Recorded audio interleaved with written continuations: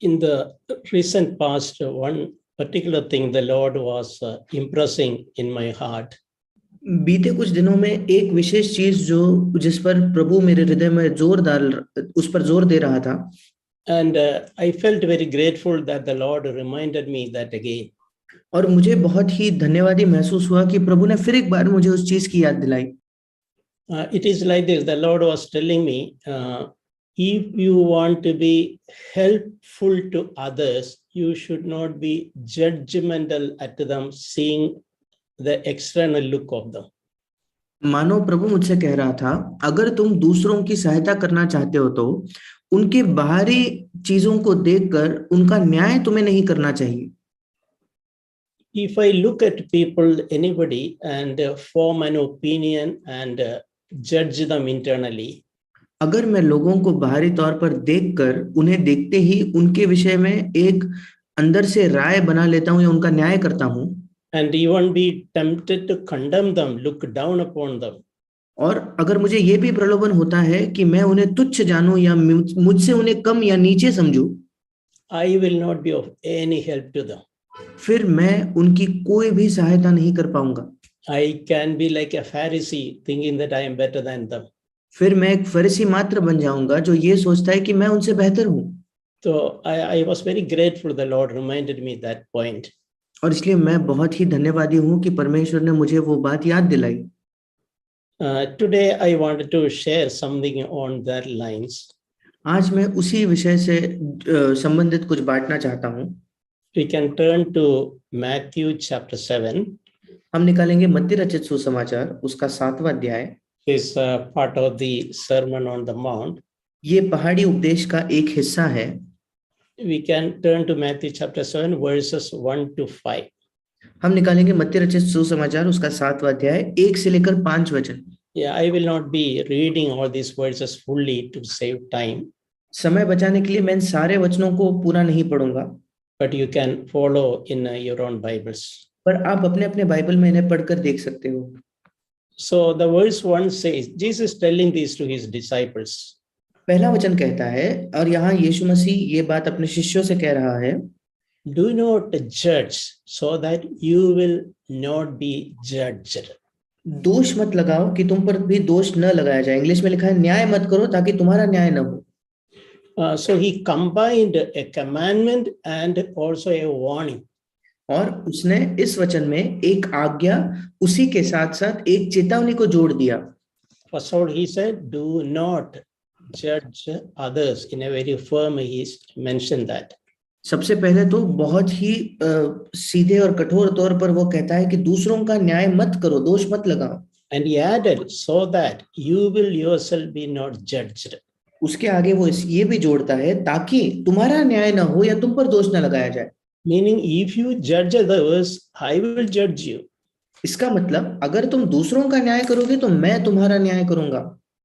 And we read in verse 2, for in the same way you judge, you will be judged. क्योंकि हम दूसरे वचन में पढ़ते हैं, क्योंकि जिस प्रकार तुम दोष लगाते हो उसी प्रकार तुम पर भी दोष लगाया जाएगा. So this is something which we have to take very seriously in our lives. ये ऐसा कुछ है जिसे हमें अपने जीवन में बड़ी गंभीरता से लेना है. The Bible in so many passages of the scripture, Bible very strongly warns against judging others. Bible हमें अलग अलग वचनों में बहुत ही कठोरता से ये चेतावनी देता है कि हम दूसरों का न्याय न करें. And I can see in my own flesh that tendency, that temptation to judge others. मैं अपने ही शरीर में वो एक आदत या एक वो फितरत देखता हूं कि मैं तुरंत दूसरों का न्याय करना चाहता हूं. So that's an area where God wants us to work very seriously, take it very seriously. और ये एक ऐसा क्षेत्र है जहां परमेश्वर चाहता है कि हम उसे बड़े गंभीरता से लें. And especially if we have a desire to be of help to others. विशेषकर अगर हमारी थोड़ी भी चाहत है कि हम दूसरों की सहायता करना चाहते हैं. People who have tendency to judge others will be of no help to others. जिनकी ये आदत है कि वे दूसरों का न्याय करते हैं, वे किसी के भी कोई भी काम में ना आएंगे. And Jesus also said, by your own standard of measure, it will be measured back to you. और क्योंकि यीशु मसीह ने वहां कहा, जिस नाप से तुम नापते हो उसी नाप से तुम्हारे लिए भी नापा जाएगा। In the way you treat others, in the way you look at others, जिस तरीके से आप दूसरों से बर्ताव करते हो, जिस प्रकार से आप दूसरों को देखते हो, in the way you form negative opinion about others, जिस तरीके से आप दूसरों के प्रति नकारात्मक राय बना लेते हो, and even go beyond and condemn and despise and look down, उससे भी आगे जाकर जब आप लोगों पर दोष लगाने लगते हो, उन्हें तुच्छ जानने लगते हो, अपने से नीचा समझने लगते हो, we should remember that it will be all measured back in the same way back to us. हमें याद रखना है, ये बिल्कुल वैसा हमें हमारे लिए नापा जाएगा। Bible, the Lord encouraged us to deal with others in such a way that you would expect others to deal with us. Bible हमें ये करने के लिए प्रोत्साहित करती है कि हम दूसरों से वैसा बर्ताव करें जैसे हम अपेक्षा रखते हैं कि दूसरे हमसे बर्ताव करें।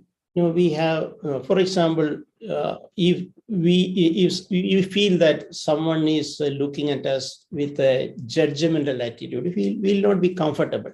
उदाहरण के तौर पर अगर हमें यह महसूस होता है कि कोई मुझे बहुत ही दोष लगाने के नजरों से या मुझ पर न्याय करने के नजरों से मुझे देख रहा है, तो हम बहुत आरामदायक नहीं महसूस करेंगे। So it's better we remember that we have to deal with others kind and compassionate to others in the same way you would expect them to do to us. और ये बेहतर है कि हम भी ये याद रखें कि दूसरों के प्रति हम भी बहुत ही दयालु और दया के साथ पेश आए, बिल्कुल वैसे जैसे हम चाहते हैं कि वो हम पर दया दिखाए। So Jesus continued to say, verse 3, why do you look at the speck that is in your brother's eye, but you do not notice the log that is in your own eye? और यीशु मसीह ने आगे तीसरे वचन में ये कहा, तू क्यों अपने भाई की आंख के तिनके को देखता है और अपनी आंख का लट्ठा तुझे नहीं सूझता? You know, Jesus very often used very extreme, sarcastic examples to convey a message very powerfully. और कई बार यीशु मसीह बहुत ही तीव्र और चरम की चीजें या व्यंग्यात्मक चीजों का इस्तेमाल करता था एक संदेश देने के लिए। You can picture that, you know, if I have a log of wood in my eye. आप इसका चित्र करके देख सकते हो कि अगर सोच कर देखिए, मेरी आंखों में एक लकड़ी का बड़ा लट्ठा है।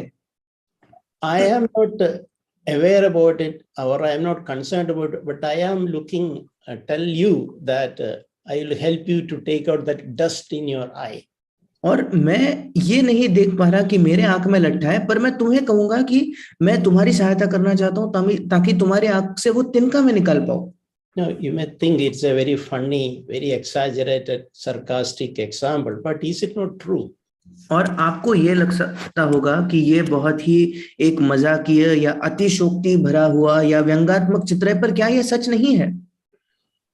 So when the meaning of that is, unless I first remove the log in my eye, I will not be able to help my brother. इसका मतलब ये है, जब तक मैं खुद अपनी आंखों से वो लट्ठा नहीं निकाल लेता, मैं अपने भाई की सहायता नहीं कर पाऊंगा। It's a simple example. If I remove the log from my eye, naturally I can see my eyesight will be better and I can help the brother who has a dust in his eye. बड़ा साधारण सा उदाहरण है, अगर मैं अपने आंखों से उस लट्ठे को निकाल दूं, तो मैं अपने भाई की सहायता कर पाऊंगा जिसकी आंखों में एक तिनका है। So meaning of that is I work in areas in my own life. उसका मतलब ये है, मैं अपने जीवन के क्षेत्रों पर काम करता रहता हूं। And also I judge myself. उसी के साथ साथ मैं अपना न्याय करता हूं। To that extent, I will be of help to others. जिस मात्रा में मैं इन दो चीजों को करता हूं, उसी मात्रा में मैं दूसरों की सहायता कर पाऊंगा। And not only that, Jesus said, hypocrite. That is what he addressed. केवल इतना ही नहीं, आगे जाकर वो कहता है, हे पाखंडिया, हे कपटी। Meaning the one who is judging others, Jesus is calling them, you hypocrite. अर्थात जो दूसरे का न्याय कर रहा है, एक ऐसे व्यक्ति को यीशु मसीह कपटी कह रहा है। And he is saying, first take the log out of your own eye. और फिर वो कहता है पहले अपनी आंख में से लट्ठा निकाल ले, Then you will see clearly to take the speck out of your brother's eye. तब तो अपने भाई की आंख का तिनका भली भांति देखकर निकाल सकेगा। I hope we will not forget this picture which Jesus conveyed. मैं अपेक्षा करता हूं कि जो चित्र यीशु मसीह ने हमें बताया उसे हम भूल नहीं जाएंगे। If we have any desire to be a blessing and a help to others, the first thing that we should do is work in our own lives. अगर हमारी थोड़ी भी चाहत है, इच्छा है कि हम दूसरों की सहायता करना चाहते हैं, तो पहला काम जो हमें करना है वो ये है कि हम अपने ही जीवन में काम करें। According to what the Lord is speaking to us, practice those things. उसके द्वारा जो परमेश्वर हमसे बात करता है उन चीजों का बार बार हम अभ्यास करें। Yeah, obey what the Lord is teaching us. जो भी प्रभु हमें सिखा रहा है उसकी आज्ञा माने। And correct things that need to be corrected in my own life. और जिन चीजों को सुधारने की आवश्यकता है मेरे अपने जीवन में, उन्हें हम सुधारें। So when I do that, I will naturally become a blessing and help to others. जब मैं ये करूंगा तो बड़े स्वाभाविक तौर पर मैं दूसरों के लिए एक आशीष और सहायता का कारण बनूंगा। On the other hand, if I am after helping and after finding out a fault with others, I will be a nuisance to others. इसके बजाय अगर मैं दूसरों के अंदर दोष ढूंढ रहा हूं, उनकी गलतियों को ढूंढ रहा हूं, तो मैं दूसरों के लिए बड़े एक समस्या का कारण बन जाऊंगा। So we can ask ourselves, am I a nuisance or am I a help to others?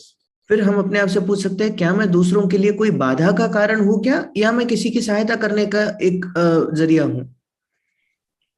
1 Timothy chapter 4, पहला तीमुथियुस उसका 4था अध्याय verse 16. उसका 16वां वचन, Pay close attention to yourself. Uncle can you repeat the reference? 1 Timothy 4:16. पहला तीमुथियुस 4:16, अपनी और अपने उपदेश की चौकसी रख। This is a verse which very many times challenged me. ये एक ऐसा वचन है जिसने कई बार मुझे चुनौती दी। Pay close attention to yourself. अपने ऊपर चौकसी रख, इंग्लिश में लिखा है अपने पर अच्छा ध्यान दे, ध्यान से देख। If you can use a picture or image, normally our tendency is a kind of microscope. We are focusing on others. अगर हम एक चित्र का इस्तेमाल करें तो आम तौर पर हमारी आदत ये होती है कि हम एक माइक्रोस्कोप का इस्तेमाल करते हैं दूसरों को देखने के लिए। After any small silly mistakes made by others, कोई भी छोटी सी गलती अगर कोई और कर दे तो हम उसी पर ध्यान देते हैं। having that sharp ability to find any mistake by others. और हमारी वो एक आदत और या एक क्षमता है कि सामने वाले की कोई भी गलती हम तुरंत ढूंढ पाते हैं। In other words, having a fault finding attitude. दूसरे शब्दों में दूसरों की दोष निकालने वाला या कमियां ढूंढने वाला एक रवैया। A kind of attitude to search the faults in others. एक ऐसा रवैया कि हम दूसरों की गलतियों को ढूंढना चाहते हैं। So here, Paul is encouraging to turn that microscope onto yourself. और यहाँ पौलुस हमें प्रोत्साहित करता है कि उस माइक्रोस्कोप को हम घुमाकर अपने ऊपर लगाएं। Yeah, meaning pay close attention to yourself. इसका मतलब बहुत ज्यादा ध्यान अपने ऊपर लगाना। And you see, then is as you do this, you will ensure salvation for yourself and also to others who hear you. आगे वो लिखता है, क्योंकि यदि ऐसा करता रहेगा तो तू अपने और अपने सुनने वालों के लिए भी उद्धार का कारण होगा। So if we have interest in saving others or help in others, we have to start with paying close attention to ourselves. इसका मतलब अगर हमारी एक दिलचस्पी है, चाहत है कि हम दूसरों की सहायता करें, तो हमें शुरुआत कहाँ से करनी है? अपने ऊपर ध्यान देने से, अपने ऊपर चौकसी रखने से। About paying back in the same measure, that is again in a different way expressed in Luke chapter 6 verses 37 and 38. उसी नाप से नापा जाना, इसके ही बारे में हम लूका रचित सुसमाचार 6 अध्याय 37 और 38 वचन में पढ़ते हैं। There is written that do not judge and you will be judged, and do not condemn, and you will not be condemned. Pardon, so that you will be pardoned. वहां लिखा है 37 वचन, दोष मत लगाओ तो तुम पर भी दोष नहीं लगाया जाएगा, दोषी न ठहराओ तो तुम भी दोषी नहीं ठहराए जाओगे, क्षमा करो तो तुम्हें भी क्षमा किया जाएगा। Jesus elaborated to three separate things: judging, condemning, and pardoning. और यहाँ यीशु मसीह ने उसे बढ़ाकर 3 अलग अलग चीजों में, अलग अलग हिस्सों में बांटा। पहला है दोष लगाना, दूसरा है दोषी ठहराना या दंड आज्ञा देना या अपराधी घोषित करना, और तीसरा है क्षमा करना। Yeah, meaning instead of judging, instead of condemning, learn to pardon people. इसका मतलब दोष लगाने के बजाय, किसी पर दंडाज्ञा देने के बजाय लोगों को क्षमा करना सीखो। Look at people graciously, compassionately. लोगों पर दयालुता से देखो, उन पर तरस खाओ। They may have some faults, but we don't know their struggles. उनकी कुछ कमियां होंगी, पर हम उनके संघर्ष नहीं जानते। They may have failed in some area, but we don't know what they are passing through. वो किसी क्षेत्र में असफल भी रहे होंगे, पर हम नहीं जानते वो किन हालातों से गुजर रहे हैं। So never be quick in judging and condemning. और इसलिए कभी भी हमें बहुत जल्दी नहीं करनी है, जल्दबाजी नहीं करनी है दोष लगाने में, दंडाज्ञा देने में। Instead, we should have a heart to pardon and to accept. उसके बजाय हमारा एक हृदय होना चाहिए कि हम लोगों को क्षमा करें, उनका स्वीकार करें। Because God will give us in the way give to others. क्योंकि परमेश्वर हमें वैसा ही देगा, उसी मात्रा में देगा जैसे हम लोगों को देते हैं। It's written in verse 38, the way it will be given back to you, the good measure, pressed down, shaken together, running over. This is how it will be given back to us. और 38 वचन कहता है कि हमें किस प्रकार से दिया जाएगा, कि दबा दबा कर, हिला हिला कर और उभरता हुआ तुम्हारी गोद में डालेंगे, मतलब उस नाप से हमें मिलेगा। I mean, if you are kind and compassionate to others, and God also will give in the same way abundance of kindness and compassion, God will show it to us. इसका मतलब अगर हम दूसरों पर दया दिखाते हैं, तरस खाते हैं, तो परमेश्वर भी, दूसरे लोग भी हम पर दया दिखाएंगे और तरस खाएंगे। Now, there is this famous incident in the Bible about that sinful, that adulterous woman. एक जानी मानी घटना जो बाइबल में है उस पापी या व्यभिचारिणी स्त्री के विषय में। That is in John chapter 8 verses 3 onwards. उसे हम पढ़ते हैं यूहन्ना रचित सुसमाचार 8वां अध्याय 3 वचन से आगे। You know, the scribes and Pharisees brought a woman caught in adultery, and they brought her to Jesus. और शास्त्री और फरीसी एक स्त्री को यीशु के पास ले आए जो व्यभिचार में पकड़ी गई थी। And they said, teacher, this woman is caught in adultery. और फिर वो कहते हैं, हे गुरु, ये जो स्त्री है व्यभिचार करते पकड़ी गई है। And as per Moses' commandment, she is supposed to be stoned to death. और मूसा की आज्ञा के अनुसार उस पर पथराव करके उसे मार देना चाहिए। And they were testing Jesus. और वे यीशु की परीक्षा ले रहे थे। Jesus did not quickly give an answer. यीशु मसीह ने तुरंत कोई उत्तर नहीं दिया। He was stooping down and writing on that soil with his fingers. वो झुककर उस भूमि पर कुछ लिख रहा था अपनी उंगली से। Probably he was praying and reflecting what answer I should give to these people. शायद वो प्रार्थना कर रहा था या ये सोच रहा था कि मैं क्या जवाब दूं इन लोगों को। So when they persisted to answer, he straightened up and answered. और जब वे उससे पूछते ही रहे तो उसने सीधे होकर उनसे कहा, He who is without sin among you, let him be the first to throw a stone at her. तुम में जो निष्पाप हो वही पहले उसको पत्थर मारे। If you think about what an answer it is. और सोचकर देखिए क्या ही जवाब था वो। So these people were speechless. और ये लोग ये सुनकर कुछ बोल ना पाए। People, these Pharisees and scribes who harshly dealt with her and brought her for punishment. और ये फरीसी और जो वहां के शास्त्री लोग थे जो बहुत ही कठोरता से उससे पेश आए थे, वहां दंड देने के लिए उसे ले आए थे। So think about Jesus' answer. He who is among you without sin, let him be the first to throw the stone at her. और यीशु के उत्तर के विषय में सोचकर देखिए, तुम में जो निष्पाप हो वही पहले उसको पत्थर मारे। Jesus did not say, you don't throw the stone at her. यीशु ने ये नहीं कहा कि तुम उस पर पत्थर मत मारो। He said that those among you who is without sin, who can claim, I have never done a mistake, let him be the first to throw the stone. यीशु ने कहा, तुम में से जो ये दावा कर सकता है कि मैंने कभी पाप नहीं किया, मैंने कोई गलती नहीं की, तुम पहला पत्थर फेंको। Yeah, this is something we should always reflect in our own lives. ये एक ऐसी चीज है जिसे हमें अपने जीवन में हमेशा उस पर मनन करना चाहिए।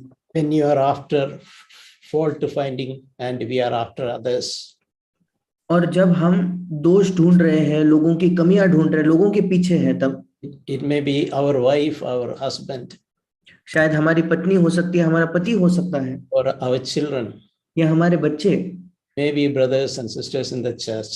शायद कलीसिया के भाई बहन। If we have the judgmental, condemning attitude, these words we should never forget. अगर दोष लगाने वाला, उन पर दंडाज्ञा देने वाला हमारा रवैया है, तो इस वचन को हमें कभी नहीं भूलना चाहिए। So we can always look at our own life. Am I somebody who has never made any mistake? हमें हमेशा अपने जीवन को देखकर जांच कर देखना चाहिए, क्या मैं कोई ऐसा व्यक्ति हूँ जिसने कोई गलती नहीं की? Am I somebody who can claim there is no sin in me? क्या मैं ऐसा व्यक्ति हूँ जो ये दावा कर सकता है कि मेरे अंदर कोई पाप नहीं है? Can I claim that I am perfect? क्या मैं ये दावा कर सकता हूँ कि मैं सिद्ध हूँ बिल्कुल? If I am perfect, I have the right to judge others. अगर मैं सिद्ध हूँ, फिर मेरे पास ये हक है कि मैं दूसरों का न्याय करूँ। And Jesus, who had the authority to condemn her, he himself did not condemn her. और फिर यीशु मसीह, जिसके पास वो अधिकार था उस पर दोष लगाने का, दंडाज्ञा देने का, उसने खुद उस पर दंड की आज्ञा नहीं दी। Jesus, he was sinless, and he was a son of God, he could have condemned her. यीशु मसीह ने कोई पाप नहीं किया था, वो परमेश्वर का पुत्र था, वो उस पर दंड की आज्ञा दे सकता था। But Jesus told in one place, I have not come to condemn the world, but to save the world. क्योंकि यीशु ने एक जगह कहा था कि मैं इस संसार पर दोष लगाने के लिए नहीं, बल्कि इस संसार पर दंड आज्ञा देने के लिए नहीं, बल्कि उसका उद्धार करने के लिए आया हूं। So Jesus asked this woman, where are they? Did no one condemn you? फिर यीशु मसीह ने उस स्त्री से पूछा, हे नारी, वे कहाँ गए? क्या किसी ने तुझ पर दंड की आज्ञा नहीं दी? And she said no. उसने कहा नहीं। And Jesus said, conclude, I also do not condemn you. और यीशु ने अंत में कहा, मैं भी तुझ पर दंड की आज्ञा नहीं देता। But he encouraged her, from now onwards, sin no more. पर उसने प्रोत्साहित किया कि अब जा और फिर पाप ना करना। So let us all receive the same heart and attitude of Jesus. और आइए हम वही हृदय, वही रवैया जो यीशु का था उसे पाए। When we look at others, जब हम दूसरों को देखते हैं who have made mistakes, जिन्होंने गलतियां की है, who have failed, जो असफल रहे हैं, and let us never look at them in a judgmental, condemning way. आइए हम कभी भी उन पर दंड देने के लिए या उनका न्याय करने के लिए उन्हें ना देखें। That will never give them hope. उससे कभी उन्हें आशा नहीं मिलेगी। It will only bring a discouragement. वो केवल उन्हें निराश ही करेगा। And we can remind ourselves, I am not perfect. I have made enough mistakes in my own life, so I will never look at them with a judgmental attitude. और हम अपने आप को याद दिला सकते हैं कि मैं सिद्ध नहीं हूँ, मैंने अपने जीवन में पर्याप्त गलतियां की है, इसलिए मैं उनका न्याय करके उन्हें नहीं देखना चाहता, उन पर दोष नहीं लगाना चाहता। This matter is also described in Romans chapter 2. यही बात रोमियो की पत्री उसके दूसरे अध्याय में भी उसका वर्णन हम देखते हैं। It's especially people who judge others, but they do same thing when opportunity comes. विशेषकर ये उन लोगों के बारे में है जो दूसरों का तो न्याय करते हैं, पर खुद वही करते हैं जब उन्हें मौका मिलता है। Is good. Does that happen to us? क्या ये हमारे साथ भी होता है?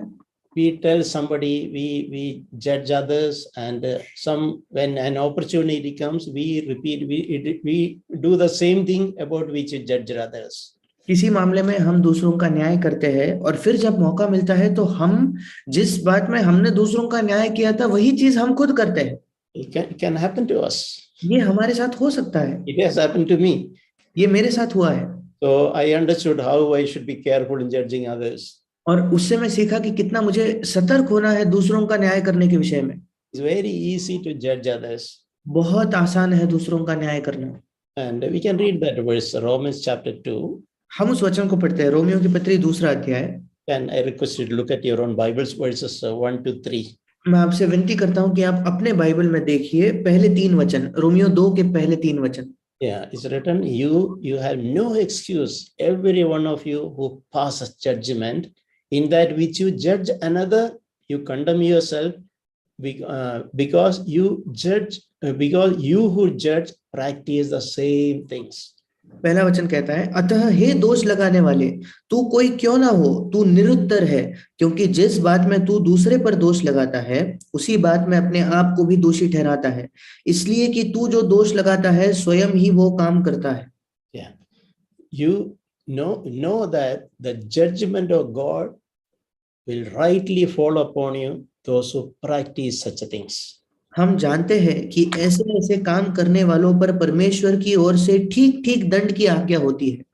It's a very serious matter. ये बहुत ही गंभीर बात है। Let the fear of God be in us. और परमेश्वर का भय हमारे अंदर आ जाए। Oh man, when you pass judgment on those who practice such things and do the same yourself, that will you escape the judgment of God? हे मनुष्य, तू जो ऐसे ऐसे काम करने वालों पर दोष लगाता है और आप वे ही काम करता है, क्या ये समझता है कि तू परमेश्वर की दंड की आज्ञा से बच जाएगा?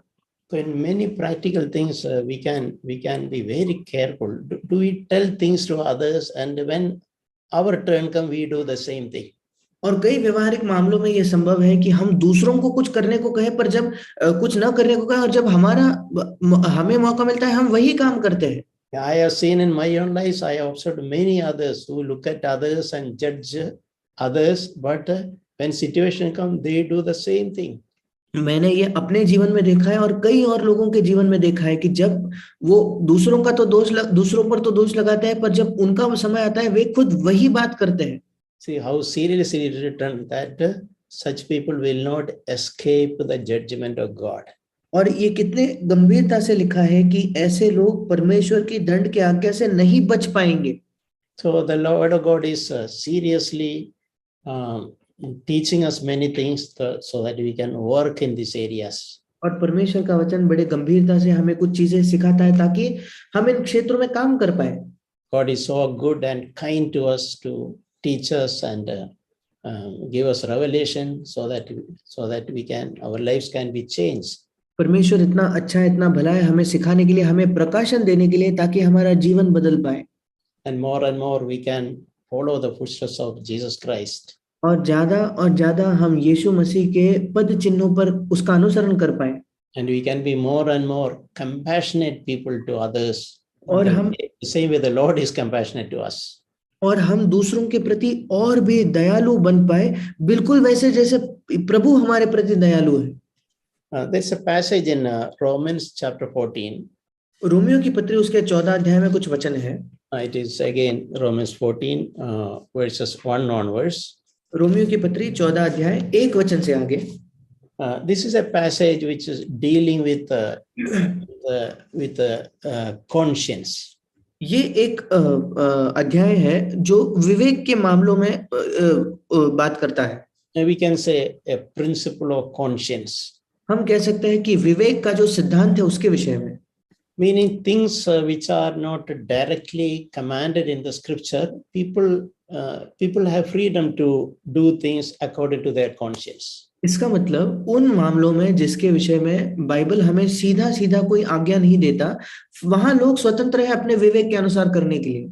So in that area, everyone's conscience, the sensitivity of the conscience may not be the same. ऐसे मामलों में हर व्यक्ति के विवेक की संवेदनशीलता एक जैसे नहीं होगी। So in such areas where the Lord has given freedom to others, we should not judge because I do things in a way and I expect others also to do in the same way. और ऐसे मामलों में जहां प्रभु ने हमें वो एक छूट दी है, वहां मैंने लोगों का न्याय नहीं करना चाहिए क्योंकि मैं चीजों को एक तरीके से करता हूं और लोग अलग तरीके से करते हैं। So here the example is written like things eating vegetables or eating meat. और यहाँ एक उदाहरण का इस्तेमाल किया गया है कि शाकाहारी खाना खाया जाए या मांसाहारी खाना खाया जाए, उसके मामले उसी मामले में That is entirely one's choice. ये बिल्कुल किसी व्यक्ति का अपना चुनाव है And everyone has freedom to do whatever they like. और हर एक के पास स्वतंत्रता है कि वो जो चाहे वो करे. Nobody has any right even remotely judge others in such matters. किसी के पास कोई हक नहीं है कि दूर दूर तक भी वो किसी का ऐसे मामले में न्याय करे. There are things like things like celebrating a birthday. ऐसे भी चीजें हैं जैसे जन्मदिन मनाना. There are celebrating wedding anniversaries. और विवाह की जो सालगिरह होती है उन्हें मनाना. Even the anniversary of a church, whenever such things. और कलीसिया की जो सालगिरह होती है उसे मनाना या ऐसे अन्य चीजें. So I have seen people judging others on such matters. और मैंने देखा है कि लोग दूसरों का न्याय करते हैं ऐसे मामलों में. If one's intention is to glorify God, अगर हमारी मंशा है, हमारा उद्देश्य है कि हम प्रभु को महिमा लाए, such matters where individuals have freedom, we should never judge others. ऐसे मामले जहां हर व्यक्ति को छुटकारा है, स्वतंत्रता है, हमें कभी दूसरों का न्याय नहीं करना चाहिए. So I just want to read one verse, verse in that Romans chapter 14, verse 13. और इस अध्याय से मैं एक वचन पढ़ना चाहूंगा, रोमियो की पत्री 14 अध्याय उसका 13 वचन. Let us not judge one another anymore. अतः आगे को हम एक दूसरे पर दोष न लगाएं या एक दूसरे का न्याय न करें. Yeah, but rather determine this. पर तुम ये ठान लो that I will not put an obstacle or a stumbling block in a brother's way. कि कोई अपने भाई के सामने या मैं अपने भाई के सामने ठेस या ठोकर खाने का कोई कारण न रखूं. What a verse it is. Good to meditate on that. क्या ही वचन है ये अच्छा है कि हम इस पर मनन करें. So the word of God is encouraging us to affirm that I will determine this. I will not judge anybody anymore. और परमेश्वर का वचन हमें प्रोत्साहित करता है कि हम अपने मन में ये ठान लें कि मैं इसके आगे किसी और का न्याय नहीं करूंगा. Not only that, I am determined that I will not be a stumbling block to others. उतना ही नहीं, मैं ये निश्चय करता हूं कि मैं दूसरे के लिए ठोकर खाने का कारण नहीं बनूंगा. Yeah, I will not put an obstacle on my brother's way. मेरे भाई के मार्ग में मैं कोई बाधा नहीं रखूंगा. So let the spirit be in our lives, dear brothers and sisters. और प्रिय भाइयों और बहनों, ये आत्मा हमारे जीवन में हो. Never to be judgmental to others. कभी भी दूसरों का न्याय न करना. And also never be a hindrance or an obstacle to others. और कभी भी किसी के लिए एक बाधा या ठोकर खाने का कारण न बनना. We can turn to James chapter 4. हम निकालेंगे याकूब की पत्री उसका 4था अध्याय, verse 11. उसका 11वां वचन. It reads, do not speak against one another, brethren. और वहां लिखा है कि हे भाइयों, एक दूसरे की बदनामी ना करो या एक दूसरे के विरुद्ध मत बात करो. Yeah, he who speaks against a brother or judges his brother speaks against the law and judges the law. जो अपने भाई की बदनामी या उसके विरुद्ध बात करता है या भाई पर दोष लगाता है, वो व्यवस्था की बदनामी करता है और व्यवस्था पर दोष लगाता है. If you judge the law, you are not doer but a judge of it. और यदि तू व्यवस्था पर दोष लगाता है तो तू व्यवस्था पर चलने वाला नहीं पर उस पर हाकिम ठहरा. Very often we encourage our brothers and sisters to visit one another homes. कई बार हम प्रोत्साहित करते हैं कि हम जो भाई बहन हैं वो एक दूसरे के घर जाए, लोगों से मुलाकात करें. With the objective of promoting fellowship. इस उद्देश्य से कि हम संगति को बढ़ावा दे पाए. But we normally encourage. There is one rule in that situation. पर हम ये भी प्रोत्साहन देते हैं कि ऐसे परिस्थिति में एक नियम भी है.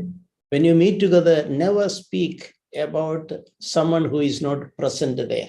जब आप एक साथ मिलते हो तो कभी भी एक ऐसे व्यक्ति के विषय में बात न करें जो वहां उपस्थित ना हो. So that has protected many people, many families. और इसने कई परिवारों को सुरक्षित रखा है। It's a good rule to follow when we meet together. Never speak about someone else who is not present there.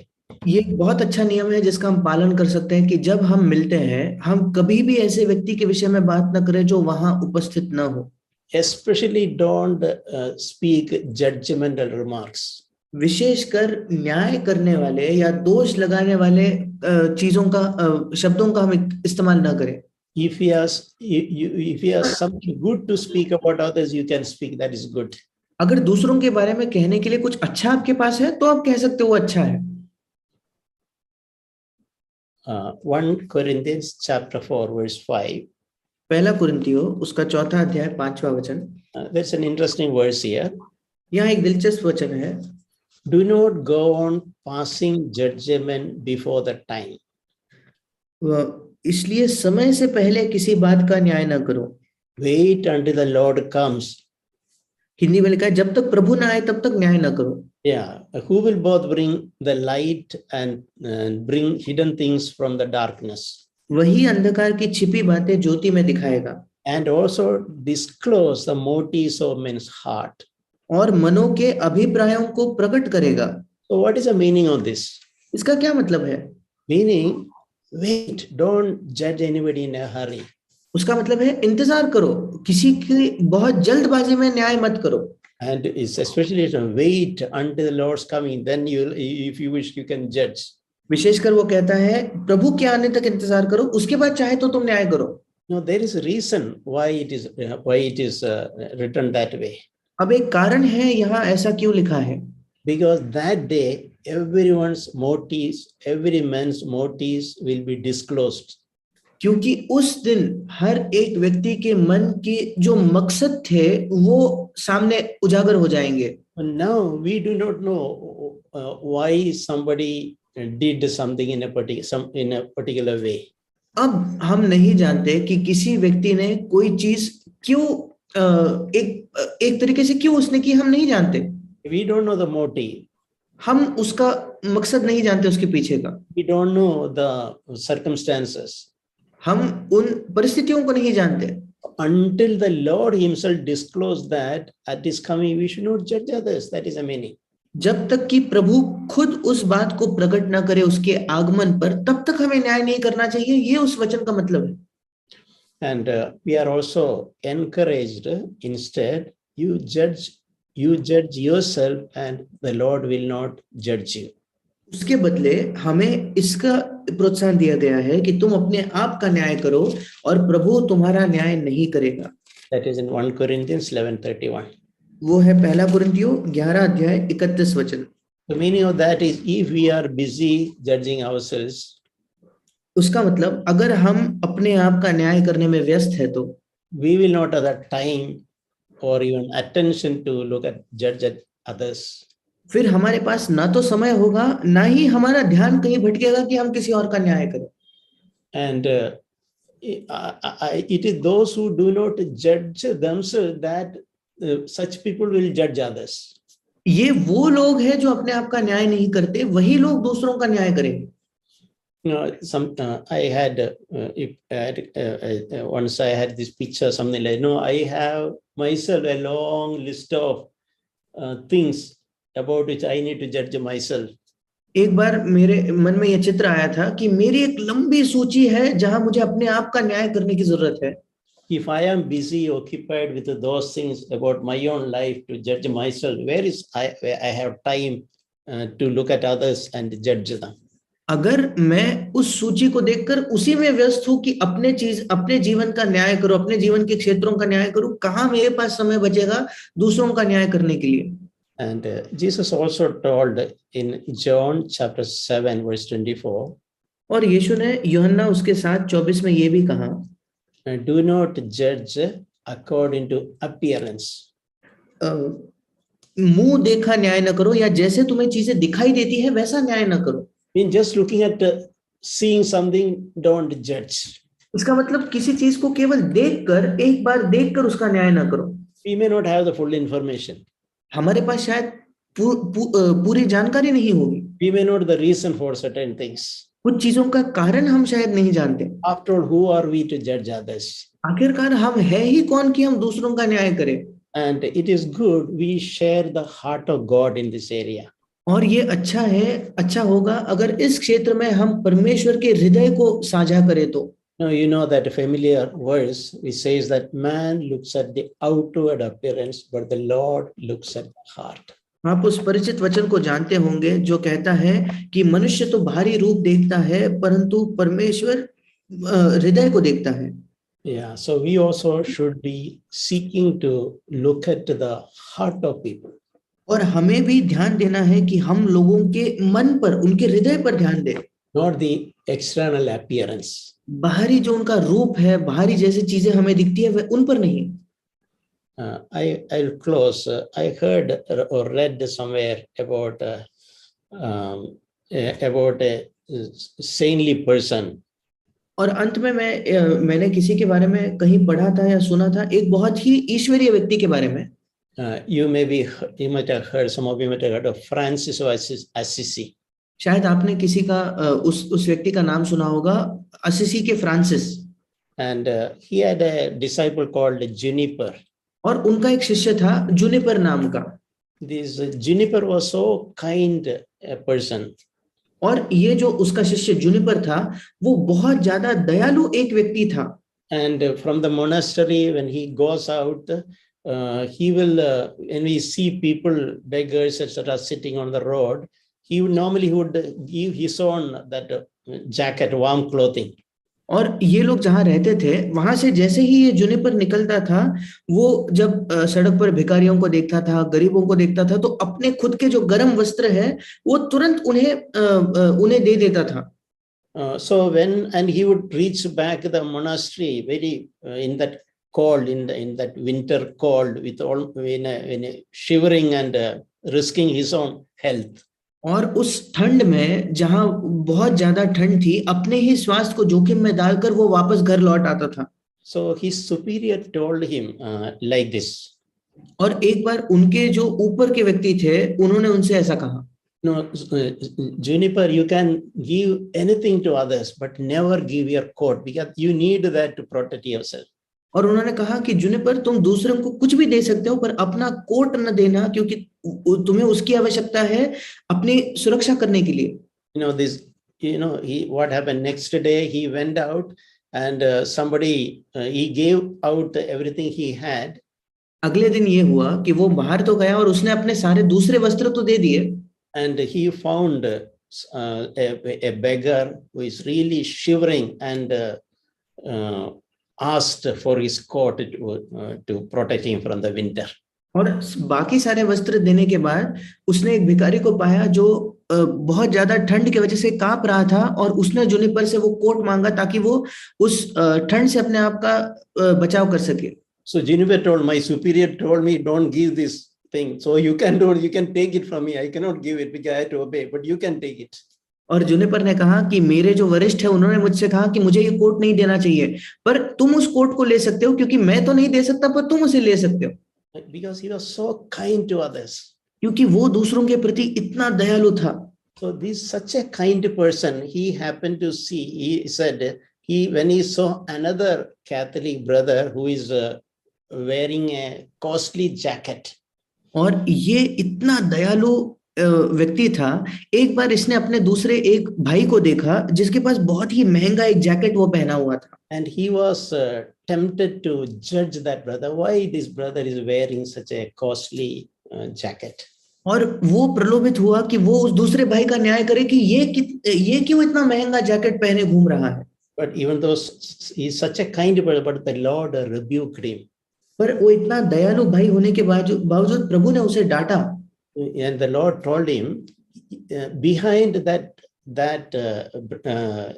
costly jacket, that brother may be possessing a nobler heart than you. और प्रभु ने उनसे कहा, शायद उस महंगे jacket के पीछे उस भाई के पास तुमसे भी ज्यादा भला हृदय होगा। So it's a good, let us all work in that area and desire that, looking at others externally, especially, let us not judge them. ये अच्छा है कि हम अपने आप का न्याय करें इस क्षेत्र में, और दूसरों को देखकर हम उनका न्याय ना करें। Especially if we have a desire to be of help to others, विशेषकर अगर हमारी ये चाहत है कि हम दूसरों की सहायता करना चाहते हैं, तो first thing we should do is give close attention to yourself. पहली चीज जो हमें करनी है वो अपने आप पर बहुत ध्यान देना है, अपने आप के बारे में चौकन्ना रहना है। Because if you are judgmental, you cannot be a help to others. क्योंकि अगर आप न्याय करने वाले हो तो आप दूसरों की सहायता नहीं कर पाओगे। Amen. आमीन।